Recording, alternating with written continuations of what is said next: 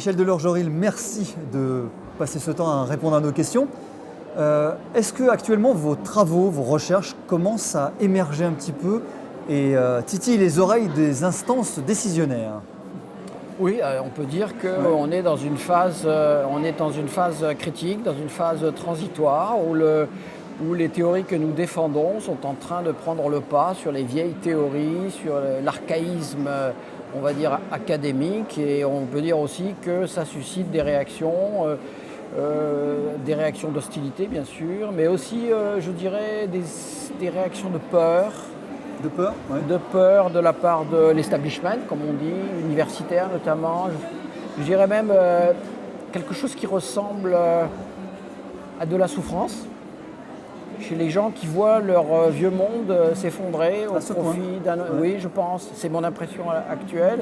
Et on va rencontrer des résistances terribles, je pense, parce que la souffrance, c'est quelque chose qui n'est pas rationnel.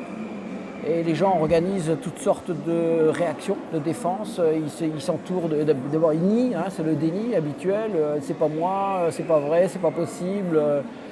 Et puis ils construisent une espèce de forteresse pour se défendre, par définition. Il n'y a plus rien qui rentre, il n'y a plus rien qui sort.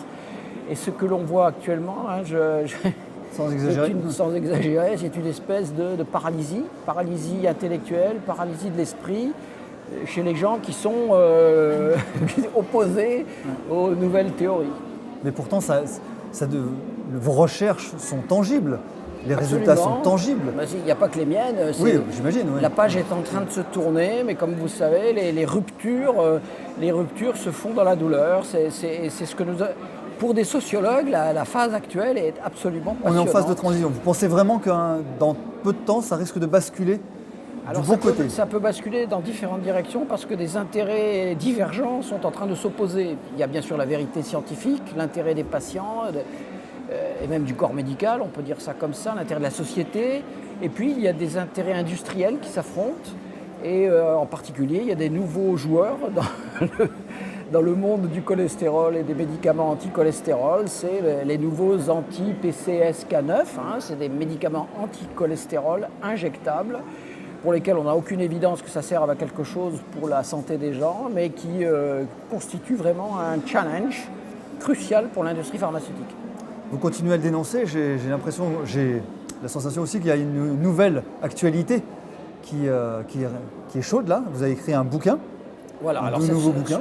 Ce livre qui s'appelle « L'horrible vérité sur les médicaments anti-cholestérol », c'est pas un titre tapageur pour attirer le chaland, c'est parce que en l'écrivant, l'évidence est venue on est dans une situation littéralement horrible. C'est-à-dire que l'on donne aux gens, à des millions de gens en France, des centaines de millions de gens dans le monde, des médicaments qui sont inutiles, inefficaces et qui sont toxiques. Là, vous allez aussi, en termes d'actualité, vous allez passer dans un reportage sur France 5, si je ne me trompe pas. Et ça semble plutôt un traquenard, non? Parce que vous êtes dans le reportage et ce que j'en ai compris, c'est que les 3 personnes qui sont sur le plateau pour commenter, voir, critiquer les propos, vous ne serez pas là pour vous défendre, encore une fois. Voilà, alors je ne sais pas si on peut parler de traquenard vraiment, on verra sur place comment ça se passe. Je pense que les gens qui ont fait le film eux-mêmes, le documentaire si vous voulez, et qui m'ont interviewé, étaient certainement de bonne foi. Je ne sais pas ce qu'il y a dans le film à la fin, évidemment, qu'est-ce qui a été gardé, qu'est-ce qui a été rejeté. Ce qui est sûr, c'est que les présentateurs eux-mêmes se sont manifestés de manière très claire en faveur des vieilles théories, c'est-à-dire le cholestérol bouche les artères, il faut le baisser avec des médicaments, les statines sont des médicaments miraculeux, etc.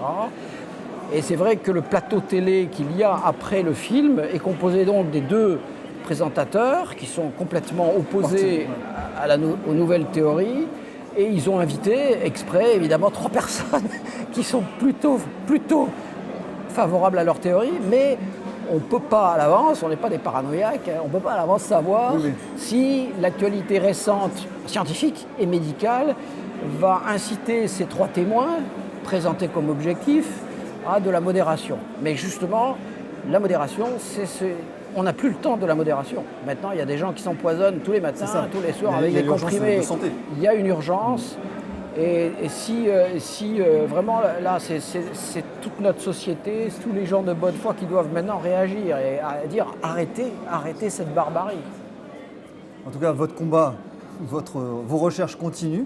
Merci d'avoir pris ce temps de nous répondre pendant un instant. Ce qui est important aussi de voir, c'est qu'il ne suffit pas de dire que des médicaments sont inutiles, il faut aussi dire aux gens qu'est-ce qu'il faut faire pour protéger leur santé. Et donc je vais donner une conférence pour expliquer ce qu'est le nouveau régime méditerranéen, c'est-à-dire là, une manière de se nourrir et de vivre, ça va ensemble, une manière de protéger l'environnement, parce que c'est dans l'environnement qu'on prend nos aliments.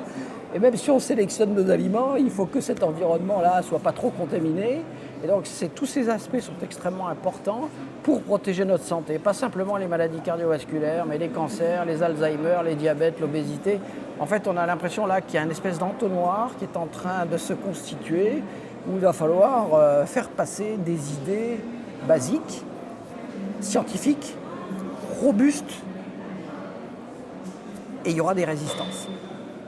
Merci de votre précieuse générosité.